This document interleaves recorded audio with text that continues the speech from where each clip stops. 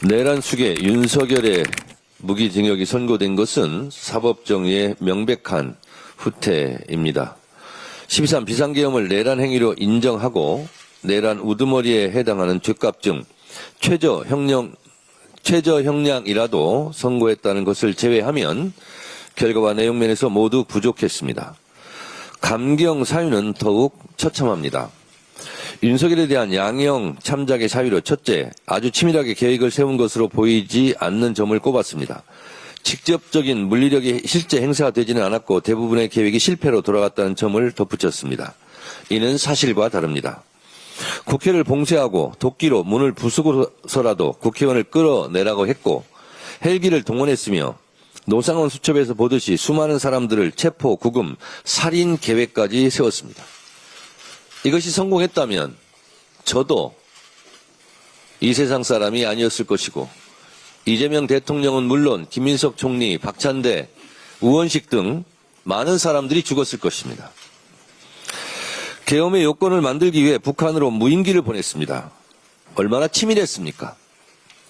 사전에 계엄을 경고한 민주당, 국회로 달려온 시민들, 헬기 진입을 막은 김문상 대령, 서강대교를 넘지 말라는 조성현 대령 등 12.3 내란의 밤은 헌법과 민주주의 수호를 위해 맨몸으로 맞섰던 시민들과 소극적으로 행동한 군인들의 용기 덕분에 실패했을 뿐입니다. 헌법재판소 윤석열 파면 판결문 내용에도 이렇게 나와 있습니다. 12.3 내란이 실패한 것은 윤석열의 치밀한 부족이 아니라 시민들의 적극적 행동 덕분입니다. 그래서 대한민국 국민 노벨평화상 후보로 추천까지 된 것 아닙니까? 다음으로 나열된 양형 참작 사유는 더욱 황당하기 짝이었습니다. 다른 범죄 경력이 없고 장기간 공직에 있었으며 65세의 비교적 고령인 점을 들었습니다. 비교적 고령인 65세 대목에서 실수가 터졌습니다. 윤석열이 55세였다면 사형을 선고했다는 말입니까?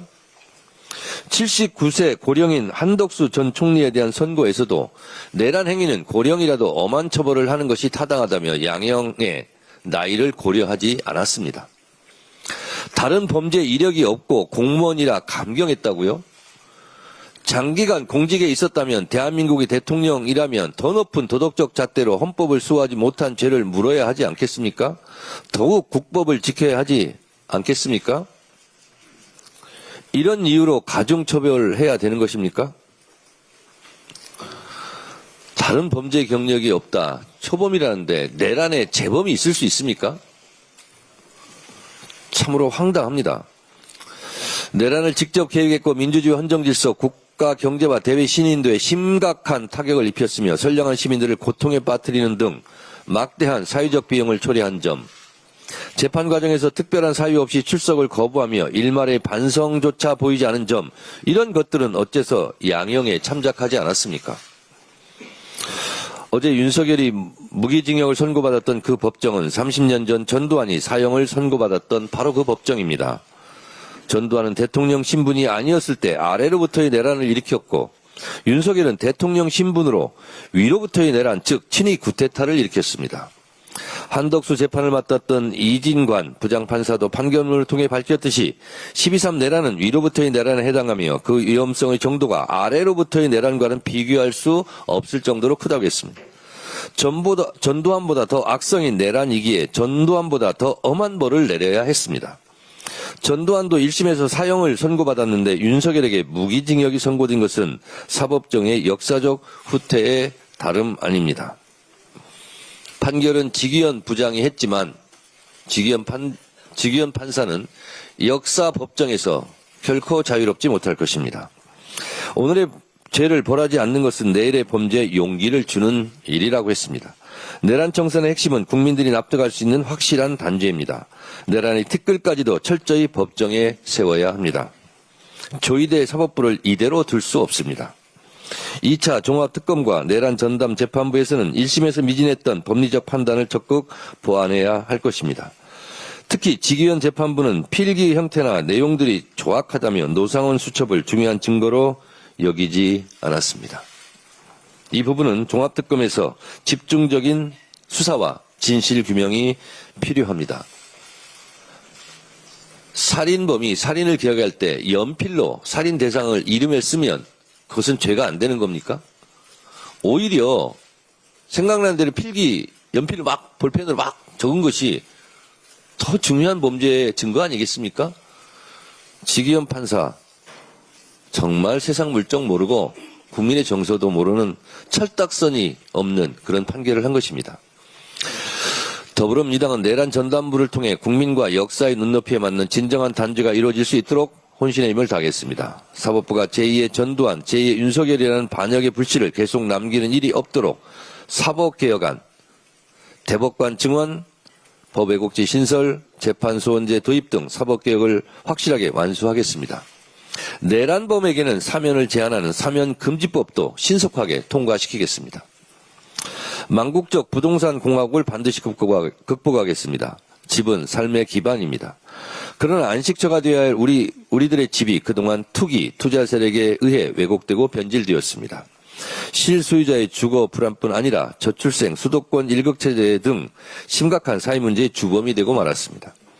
부동산 자산이 대물림되며 기성세대와 미래세대, 수도권과 비수도권 격차는 걷잡을 수 없이 벌어졌습니다.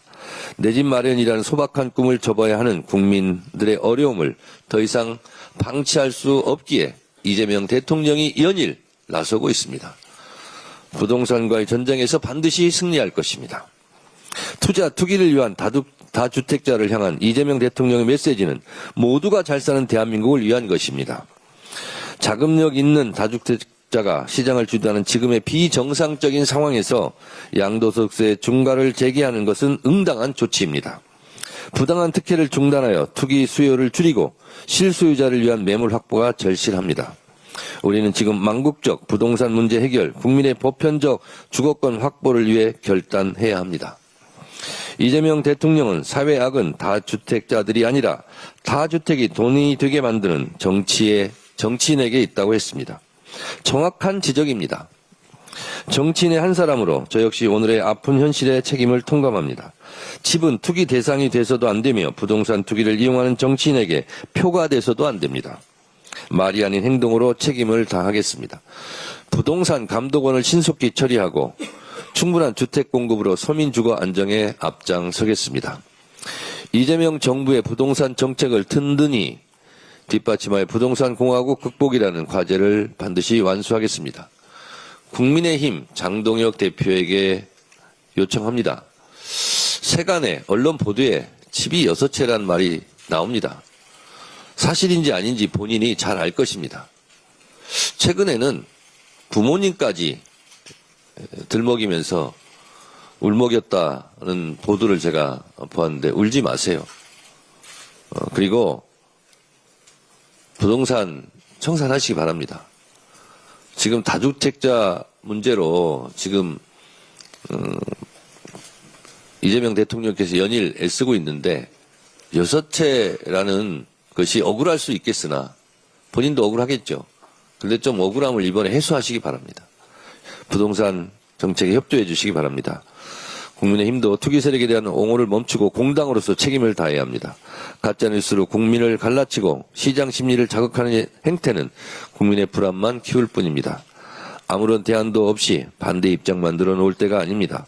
정치의 의무와 역할을 회피하지 말고 부동산 시장 정상화로 국민의 삶을 지키는 데 힘을 모아주실 것을 진심으로 바랍니다.